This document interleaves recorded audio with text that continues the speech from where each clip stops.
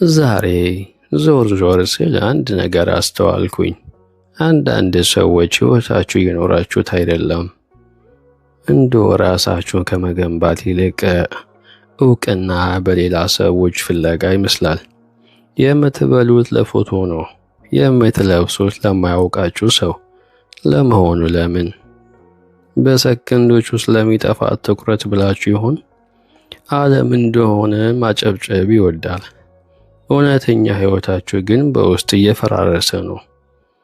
ከማህበራዊ ሚዲያ ስትመለሱ ቁጣ ወደ ቤታችሁ፣ ወደ ትዳራችሁ፣ ወደ ልጆቻችሁ ይዛችሁ ትመጣላችሁ። እንደው ለምን?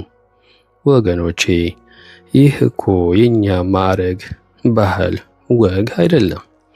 ይህ ከእውነት የራቀ ሕይወት ነው። ክብራችሁን በሰው ዕውቅና፣ ሰላማችሁን በትኩረት፣ የወደፊት ሕይወታችሁን ደግሞ በጊዜያዊ አድናቆት እየለወጣችሁ ነው። ሰው ሲመክራችሁ መልሳችሁ አንድ አይነት፣ ተከታይ ያፈራን ነው ትላላችሁ።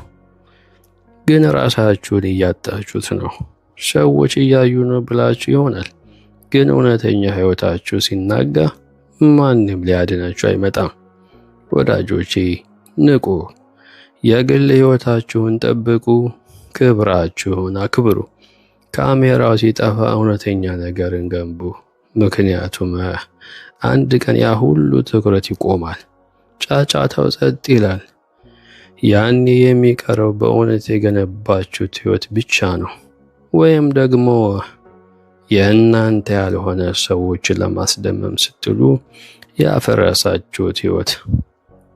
የውሸት ሕይወትን በማሳደድ እውነተኛ ሕይወታችሁን አታጥፉ እላለሁ።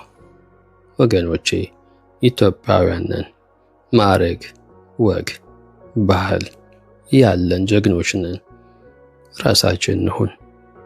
አብራችሁ ስለነበራችሁ ሰላማችሁ ይብዛ እላለሁ። መልካም ቀን።